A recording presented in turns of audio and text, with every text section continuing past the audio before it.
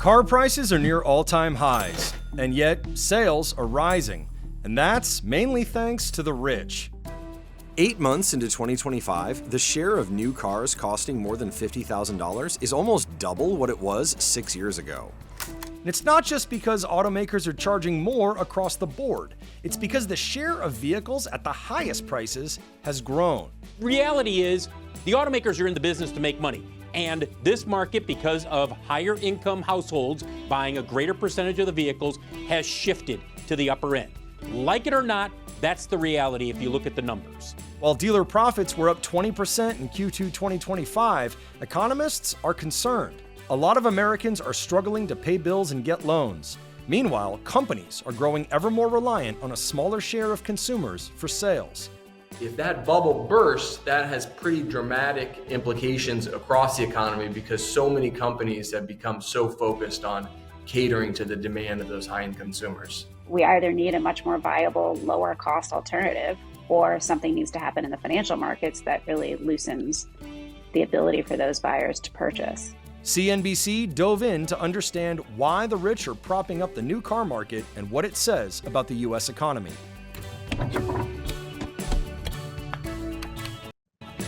All right, so one of the things that I noticed, and I've been starting to get into finances more on a macro and a microeconomics level with economists, man. And I don't have anything against them personally, right?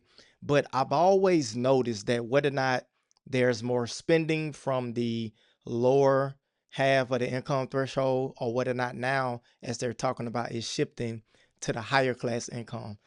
Listen, it's always doom and gloom with most economists, right?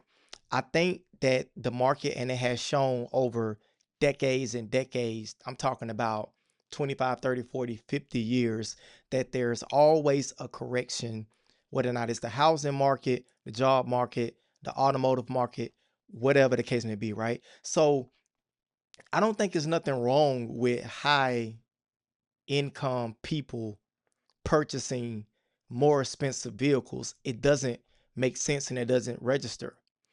When they're talking about, and I'm gonna play a little bit more, but when they're talking about in terms of how it affects the wider economics and people not being able to afford their expenses, for lack of a better phrase, whether or not that's housing, automotive, credit cards, it's a twofold problem. Most people have a spending problem, not an earning problem. Most people have a spending problem when it comes to spending outside and living beyond their means, right? Credit cards, if used correctly, can be a nice tool, but for most people, it is the destruction of wealth. I'm gonna say that again. Credit cards, debt is the destruction of your ability to build wealth. Why? Because credit cards allow you to spend more money than what you actually have, and more than likely, it allows you to spend more money on things that you don't necessarily need and wants. We got to get back to the fundamentals of needs versus wants. I will bet any amount of money that most people, when it comes to their finances and their expenses and them being upside down on car loans and stuff, I guarantee you that they took out more than they can afford. And just because they say that you can afford, if a bank tell you, let me give you an example. If a bank tell you you can afford a $900 car note, right? A $900 per month automotive loan, it doesn't mean that you need to go out there and get the max amount that you're available for, guys. I've done that before. I remember back in 2010, 2011, when Dodge Chargers was like all the raves. They just had came out in 2007.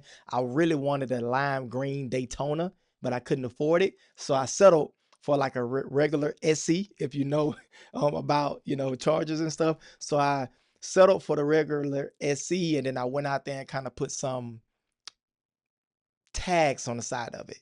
The same type of branding that was on the Daytona. I put my name on it and everything. Awesome time, right? Great car. I loved it. Guess what? The car note was $500. $540 to be exact. And that's not even including insurance. So at the time I was welding, I was making around $600 a week. That means almost 25% of my take home pay, I dedicated that towards that vehicle, towards the charger, $540 a month. And I think my insurance was like $240 or $250 or something. So you're talking about almost $800, over $700 dedicated just towards an auto loan. I couldn't afford it. You know what happened?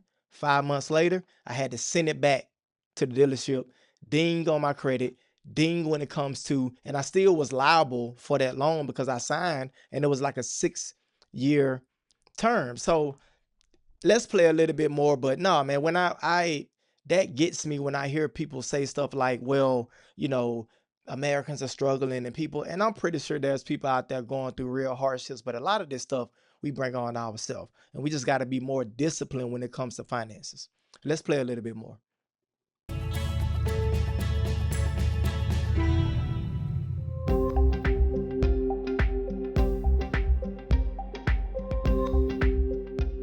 In 2019, just about a quarter of new cars cost more than $50,000. Now, it's nearly half. Just about 7% were over $60,000. That number has nearly quadrupled. And above $70K, that has more than tripled. The average monthly loan payment was $749 in the second quarter of 2025, almost $200 more than it was. What did I just say? Now, I'm going to push back on CNBC with this because I'm curious to understand a little bit more of the demographics with the data, right? So meaning I'm wondering how many of these people, because I know, and look, my wife, she works for a car lot. I used to sell cars at Toyota, right? I told you a little bit about my loan, so I have some intimate knowledge on this. $749 for a car note is not unusual. Matter of fact, it is more the norm than what you may believe. I'm telling you for a fact. There's people that I know of that have $800, $900, $1,000, $1,100 car payments. It's almost more than whatever they pay for their housing. And many of these people don't even own homes yet. So I don't think it's just the rich. I am pretty sure about that because I've seen a lot of people lock in and they're not just getting 5-year terms. They're talking about 6-year, 7-year, like 84 months, 96 months of payments, guys. That is insane to me. I would never do anything like that again. That's crazy. In the same period of 2019. Leases were $612, also up. About 15% of monthly payments, including leases and loans, are over $1,000. What did I just say? What did I just say?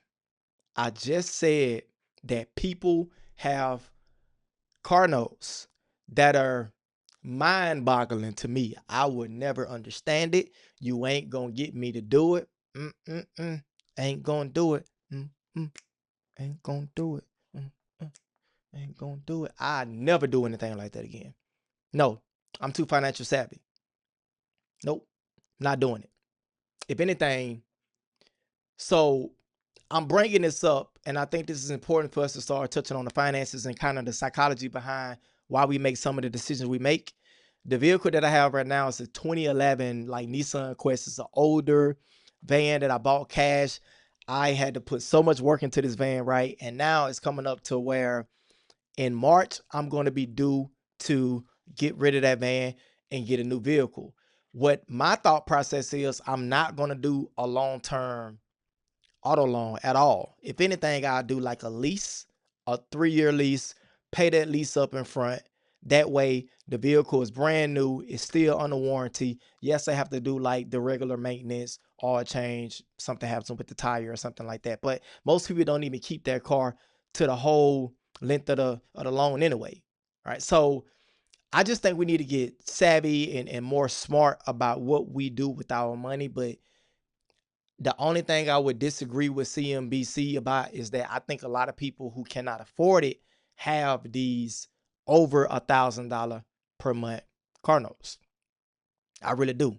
Listen, I'm curious to hear what you guys think. Let me hear in the comment section. Would you get an auto loan but you're paying $700, $800, $900 per month.